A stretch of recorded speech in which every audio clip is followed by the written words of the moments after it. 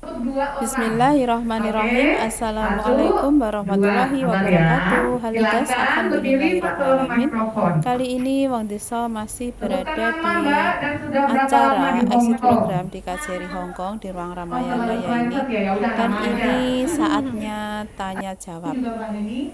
Saya Judi dari Cilacap.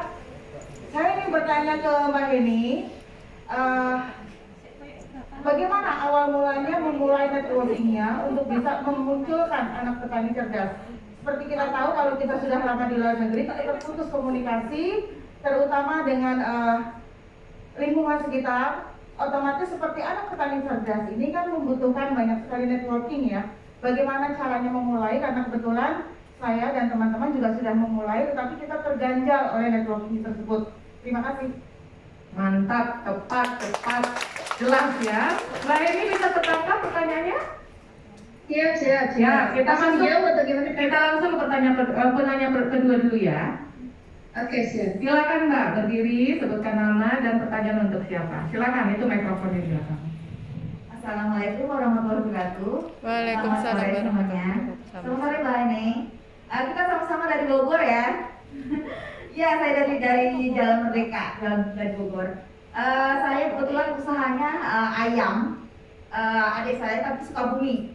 Nah, itu ada kendala juga. Jadi saya pengen minta kuncinya seperti Mbak Yudi juga. Aku tanya awal mulanya selama di Hong Kong, Mbak bergabung atau belajar di mana? Terus minta kunci suksesnya bagaimana? Biar saya juga ada biar tambah maju. Ya alhamdulillah sekarang kita sama ya, tapi bidangnya beda. Tapi saya minta juga, saya insya Allah saya kalau tahun depan pulang mampir ke tempat Mbak Heni. Oke. Terima kasih.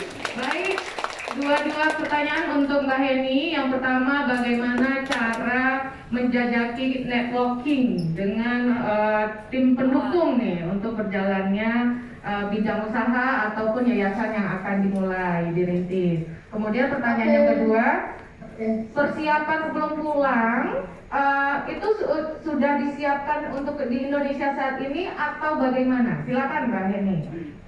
Oke, baik, terima kasih banyak. Ini senang banget nih teman-teman.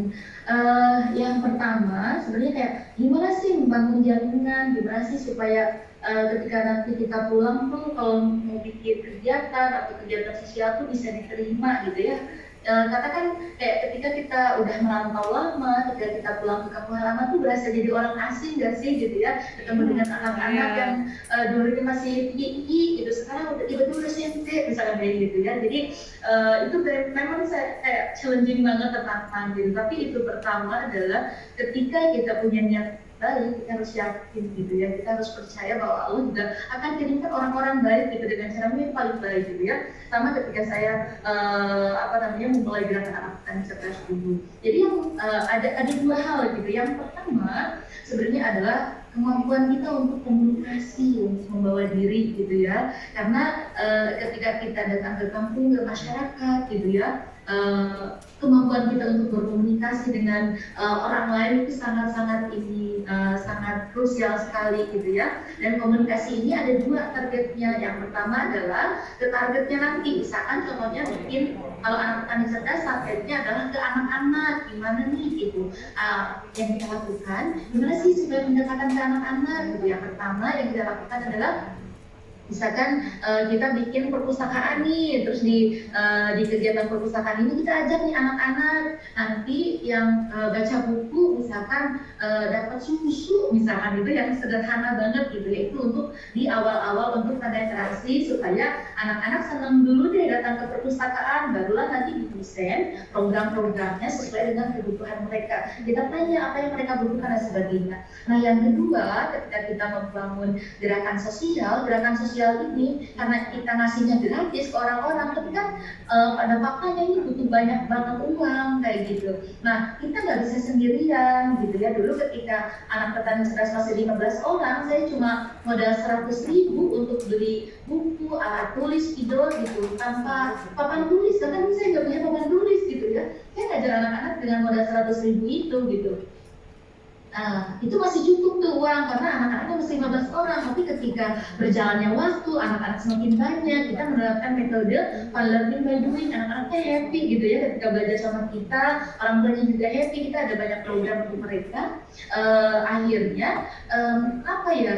Anak-anaknya tuh jadi kayak 100 anak, 200 anak, 500 anak, sampai sekarang ada 12.000 anak lebih gitu ya. Yang tadinya ada di satu kampung, sekarang sudah tersebar di Pulau Jawa, Lombok hingga Sumbawa. Gimana nih cara kita komunikasi nih ke donatur kita? Jadi saya konsisten untuk post itu di sosial media, salah satunya di Facebook. Ini kalau teman-teman yang berteman dengan saya di Facebook saya di Heri Sisendani, teman-teman konsisten gitu ya, melihat saya konsisten untuk nge-post kegiatan kita dan sebagainya kayak gitu. Dulu sama anak Pancasila juga gitu ya. Jadi itu kunci yang pertama adalah komunikasi. Yang kedua adalah tujuan kita itu adalah kita punya tujuan baik, kita nggak bisa sendirian, kita harus gandeng lebih banyak orang baik. Gimana sih supaya kan ada misalkan aduh takut nanti ditentang sama tokoh masyarakat dan lain sebagainya gitu ya, karena kita baru pulang kampung gitu ya, merasa orang asing dan orang-orang yang di kampung mungkin sudah punya ini budayanya masing-masing gitu.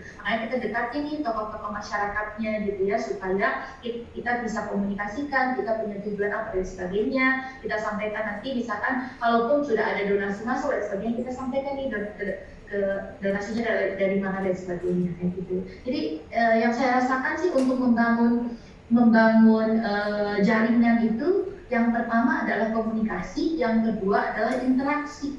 Interaksi ini penting. Jadi ketika kita sudah kenal sama orang, jadi kita harus bangun nih, harus dirawat hubungannya gitu. Sama ketika ke donatur juga, donatur kami itu 80% dari luar negeri, tersebar di 5 benua gitu ya, dari 80% itu dari luar negeri, jadi cuma 20% donatur kita dari Indonesia. Dibangun hubungannya, jangan ketika kita pas butuh kita baru cek orang itu misalkan untuk ikut donasi kayak gitu ya gitu. Itu ya yang pertama. Jadi pertama adalah komunikasi, yang kedua dibangun interaksi. Hubungan itu harus dirawat, sama seperti hubungan pertemanan. Gak seneng kan ketika ada orang yang cuma kenal saya hello doang terus tiba-tiba punya uang 10.000 dolar kan, ngasih gak kira-kira? Enggak dong ya gitu. Jadi seperti itu ya kita Baik, sepertinya jawabannya sekaligus ya, sekaligus untuk dua pertanyaan. Jadi kuncinya komunikasi, interaksi. Orang kita kalau hubungan dengan manusia atau orang terdekat juga, dua hal itu juga sangat penting ya.